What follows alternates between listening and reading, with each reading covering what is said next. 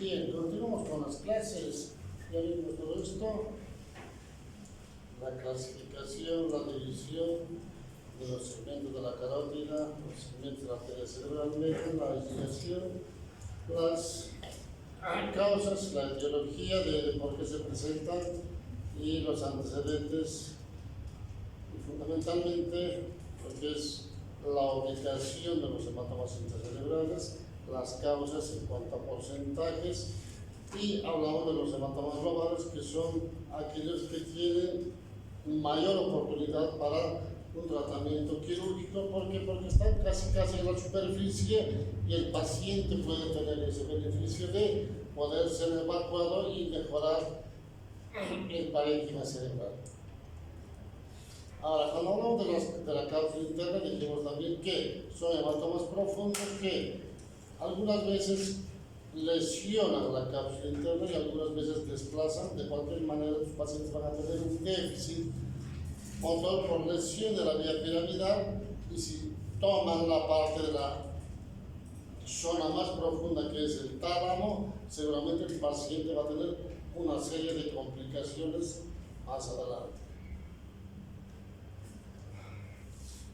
Dentro de las etiologías hablamos de hipertensión arterial y el aumento del flujo sanguíneo cerebral como causa probable de la presentación de los hematomas intracerebrales. La hipertensión en general, hablamos de qué? Del aumento de la presión arterial, por ejemplo la eclampsia o preeclampsia en las mujeres embarazadas, que en general durante el embarazo aumentan la presión por alguna causa, ¿no es cierto? Y ¿qué es lo que provoca? Muchas veces algunas de las mujeres embarazadas, fundamentalmente del área rural, no hacen el control prenatal, entonces no se controlan la presión, ¿no es cierto? No hacen los controles prenatales adecuados en el embarazo, y cuando llega el momento del parto, algunos tienen el parto en domicilio o llegan digamos, a un centro médico, a un hospital cercano, y obviamente lo que hacen es hacer pujar a la embarazada. Cuando pasa eso, ¿qué es lo que hacen? Ya tiene una presión arterial sistémica de por medio, más el aumento de la maniobra de Valsalva hace que aumente mucho más la presión, y obviamente pues, se provoca esto, ¿no es cierto? Entonces, seguramente en su práctica por ahí van a ver, esperemos que no, pero alguna vez las embarazadas, ¿no es cierto?, hacen el parto natural, pujando, el bebé nace, pero la paciente queda con este hematoma como un déficit neurológico y no despierta muchas veces, ¿no es cierto? ¿Eso por qué? Por la eclampsia y el aumento de la presión del flujo sanguíneo cerebral. Esto es un ejemplo clásico de las endarterectomías, que hacen un clamp, una obstrucción en la carótida que ingresa al cerebro. ¿Y para qué? Para liberar todo lo que son las placas de ateroma de la carótida, ¿no es cierto? Y cuando empiezan a soltar el flujo nuevamente, aumenta el flujo sanguíneo cerebral. En la irrigación, más el uso de la heparina para lavar todo el segmento, hace que a veces suele sangrar, ¿no es cierto? Pero ¿qué es lo que sangra? En estos pacientes dijimos que son las arterias terminales. Hablamos de todo esto, que son las causas de lo que puede presentarse, digamos, lesión o sangrado de la cápsula interna o cambios de la base. Se puede usar las famosas jaquecas, las malformaciones arteriovenosas, actividad física intensa, exposición a bajas temperaturas, las vasculopatías, con la lesión de los microaneurismas de Charcot-Bouchard, las arteriopatías como la angiopatía amiloide, los tumores cerebrales como las metástasis que sangran, las coagulopatías, las infecciones que dijimos que las encefalitis herpéticas son aquellas que van a dar hematomas intracerebrales, no así las otras encefalitis, y la trombosis de seno, ¿no es cierto?, el uso de alcohol y la droga. Las causas dijimos que existe la controversia de si primero estaba la presión arterial o sangró primeramente y como consecuencia la presión arterial es un mecanismo de defensa. ¿Para qué? Para que el cerebro tenga un buen flujo sanguíneo cerebral en el resto del cerebro que está sano. Bien, de cualquier manera, un paciente que tiene un hematoma intraparenquimatoso, ya sea supratentorial o infratentorial, en ese momento siempre se encuentra una hipertensión arterial sistémica. Entonces, por eso se habla mucho, los autores hablan que el aumento de la presión arterial va a provocar sangrado en los pacientes que son hipertensos crónicos, además que son mal controlados, ¿no? Bien. Hablamos de esto, los microaneurismas de Charcot-Marie, también llamados aneurismas miliares. Algunos autores directamente se refieren como a estos microaneurismas miliares. ¿Dónde se van a ubicar? En la bifurcación de las arterias terminales, en las perforantes, a estas que van a llegar a esta zona que son las ventrículoestriadas, ¿no es cierto? Y en general, ¿en qué paciente se presenta o se forma esto? Se presenta fundamentalmente en los pacientes hipertensos. Los pacientes normales que no son hipertensos no tienen por qué hacer esto, solo los pacientes hipertensos. Y obviamente cuando hay un sangrado de estos microaneurismas, generalmente el paciente va a tener un sangrado de los ganglios de la base, del núcleo lenticular y fundamentalmente del cutáneo, sangrado del cutáneo. Entonces nosotros vemos este esquema, ya se los mostré ayer, la arteria cerebral anterior, ¿no es cierto?, carótida cerebral media, y estas que son arterias perforantes son las llamadas las ventrículoestriadas, donde va a haber este tipo de dilataciones en pacientes hipertensos. Cuando sangra esto, vamos a ver este tipo de sangrado, y en la tomografía vamos a ver así. Entonces ya sabemos que cuando vemos un paciente que tiene este tipo de hematomas, sabemos que sangró ¿qué cosa? Los microaneurismas de Charcot-Marie, ¿no es cierto? Y la angiopatía amiloide. En general, la angiopatía amiloide se presenta ¿en qué pacientes? En pacientes de la tercera edad, 70 años para adelante. ¿Y por qué se presenta? Porque existe una alteración, ¿no es cierto?, una anomalía en el depósito de ¿qué? De la proteína beta-amiloide, donde en la túnica media, en la capa media de los vasos pequeños corticales, ¿no es cierto?, que se encuentra fundamentalmente en la sustancia blanca, Cuando hablamos de angiopatía amiloide, nos referimos a hematomas que son sangrados ¿dónde? En la sustancia blanca, ¿no es cierto? Y obviamente, cuanto más edad el paciente tenga, más riesgo de tener este tipo de sangrados, ¿no es cierto?, por encima de los 70 años. Ahora,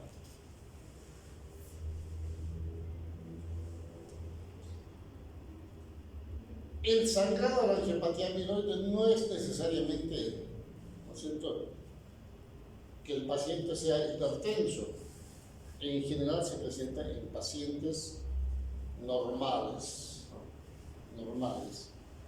Puede presentarse en los hipertensos, sí, pero también en los pacientes normales. Lo que sí encontraron es que en estos pacientes encontraron un factor genético, alteración del alelo E4 de la apolipoproteína de la E56. Entonces, estos pacientes que tienen este factor van a tener, ¿no es cierto?, probablemente el sangrado de lo que se llama la angiopatía amiloide, ¿no es cierto? ¿Esto por qué? Porque no todos los que tienen 70 años tienen este sangrado, ¿no es cierto? Hay pacientes que tienen 80 o 90 años y nunca sangraron.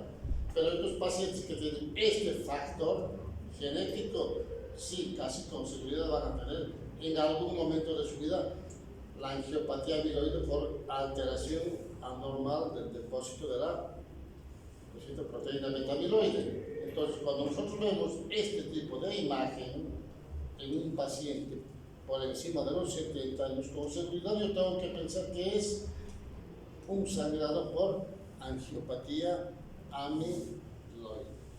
Entonces, estos pacientes que tienen este tipo de sangrados, estas características, no son quirúrgicos, porque en general el volumen no es grande, no compromete, digamos, la vida del paciente. Además que recuerden ustedes que a mayor edad, mayor atrofia, mayor involución cerebral. Entonces el paciente seguramente va a tener el sangrado, probablemente sí va a tener un déficit. Por ejemplo, si nosotros vemos este paciente, veo este lado sano, esto que estoy viendo acá es el surco central. Por delante tengo la zona motora y por detrás la zona sensitiva. Yo comparo con este lado, justo sangro en esa zona, entonces el paciente tendrá un déficit con seguridad. Pero, ¿no es cierto?, no compromete, porque primero que es en la convexidad, no va a comprometer las cisternas perimesencefálicas, no desplaza línea media, ¿no es cierto? Entonces, el volumen es pequeño, entonces este paciente no tiene criterio de cirugía. Y cuando hablamos de volúmenes, hablamos de qué, ¿no es cierto? Existen formas de saber más o menos aproximadamente cuánto es el volumen de sangre que tiene cuando el paciente tiene un hematoma intracerebral. Hay varias formas, pero este es el más sencillo para entender, ¿no es cierto?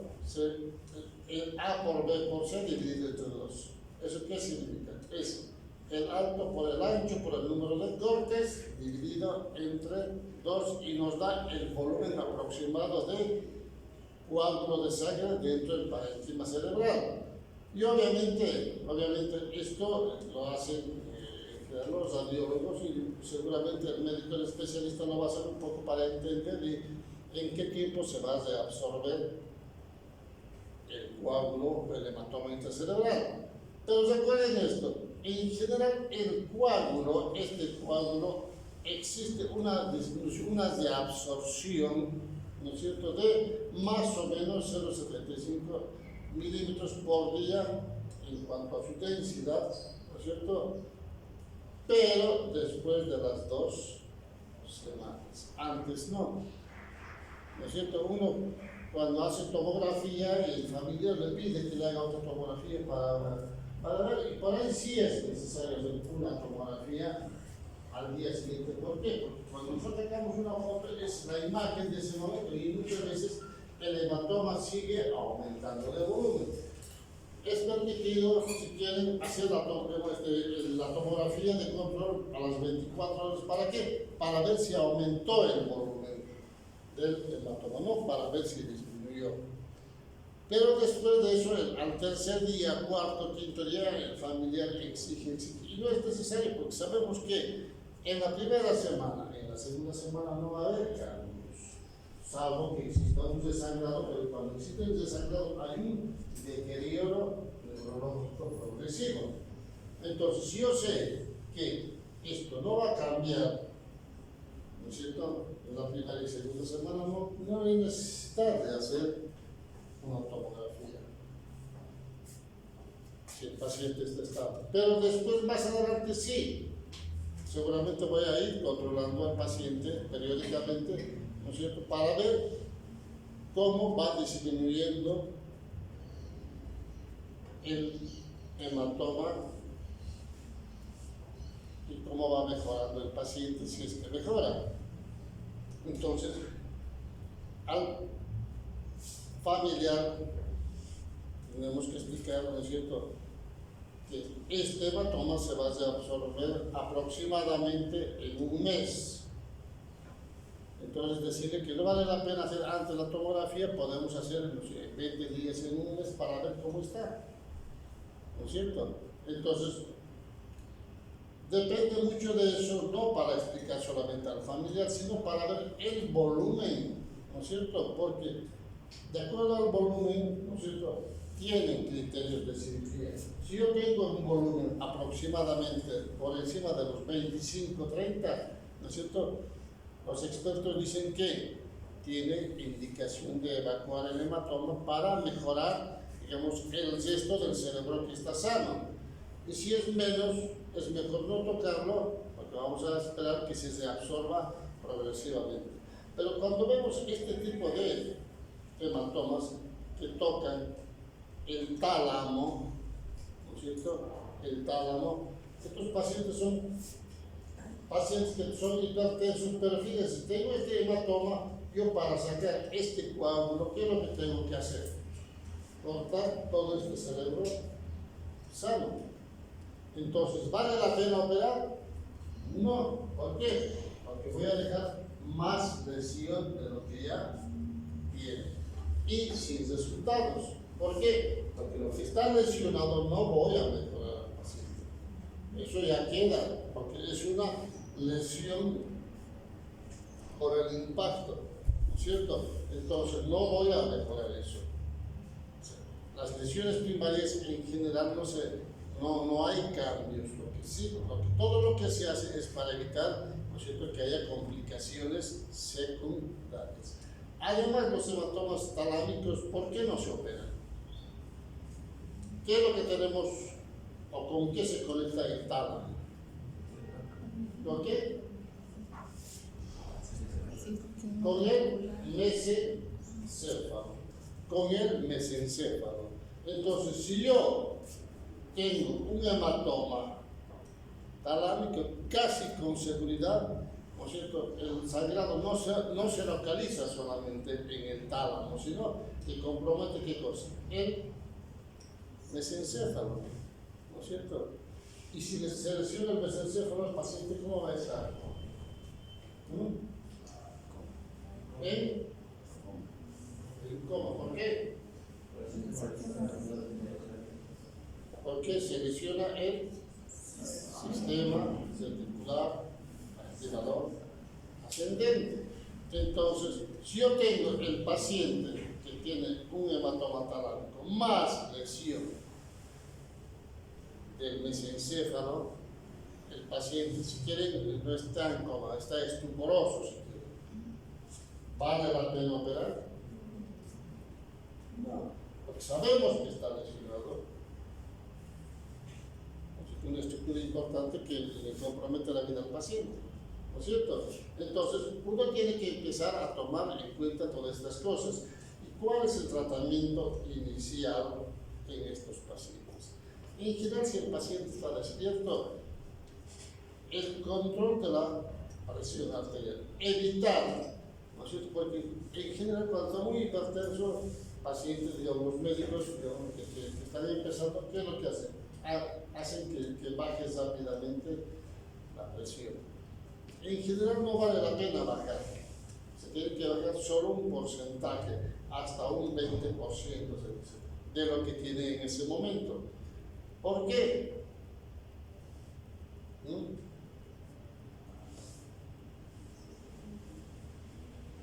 Porque la presión arterial en ese momento es como un mecanismo de defensa, ya se lo dije, porque tiene que mantener un buen flujo sanguíneo cerebral al resto del cerebro que está sano. Otra de las cosas es revisar el estado de la coagulación. Ver que este paciente no esté antiagregado, no esté anticoagulado, ¿no es cierto?, no esté con intoxicación alcohólica, que no tenga un problema hepático que altera la coagulación. Entonces, uno tiene que fijarse en todo eso. ¿Para qué? Para corregir. Primero, ¿no es cierto?, el tiempo de protrombina, el INR. Ver las plaquetas que estén por encima de 70.000. ¿No es cierto? Todo esto, ¿para qué? Porque si está bajo esto y está alterado el TP-INR, con seguridad el paciente puede volver a sangrar o puede seguir sangrando. Entonces, todo eso es importante tomar en cuenta y obviamente anticonvulsivantes. Los anticonvulsivantes, ya se los dije, no se usan como tratamiento preventivo normalmente. Los anticonvulsivantes se usan como tratamiento en pacientes que sí tienen convulsiones. Pero en estos casos de hematomas, hemorragia subarachnoidea, todo eso, es necesario porque si aumenta, digamos, la presión y sigue aumentando y en algún momento presenta convulsiones, ¿qué es lo que hace? El paciente va a tener mayor sangrado. Pues para evitar, ¿no es cierto?, se usan los anticonvulsivantes. Acá yo le pongo fenitoína porque antes se usaba mucho fenitoína, actualmente aún todavía se sigue usando. Pero hay otros medicamentos que se pueden usar, digamos, una vez que está internado el paciente.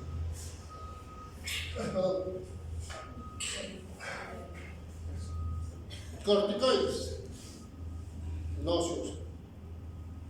Recomendación grado 1, no se recomienda usar corticoides porque no va a provocar, no va a tener ningún beneficio en los pacientes que tienen hematomas intracerebrales. Obviamente, cuando el paciente está estuporoso o un rasgo bajo, entonces el paciente que necesita una intubación orotraqueal, ¿no es cierto? A veces hay que usar en la emergencia para disminuir el aumento de la pitch, el aumento de la presión intracraneana, el manitol. ¿Qué es el manitol? La farmacología. ¿Qué es el manitol?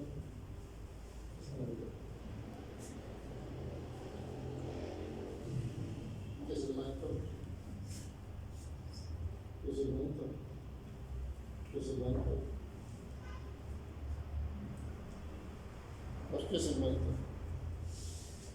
¿Sabes qué es el manitol? Un medicamento para la inflamación. ¿Cómo? Para disminuir la inflamación. ¿Pero qué es? Está bien lo que dijiste, ¿pero qué es? ¿Qué es? ¿Ah? ¿Es un diurético qué? Es un diurético osmótico, ¿no es cierto? Es un diurético osmótico. ¿Y cómo se usa? ¿A qué dosis?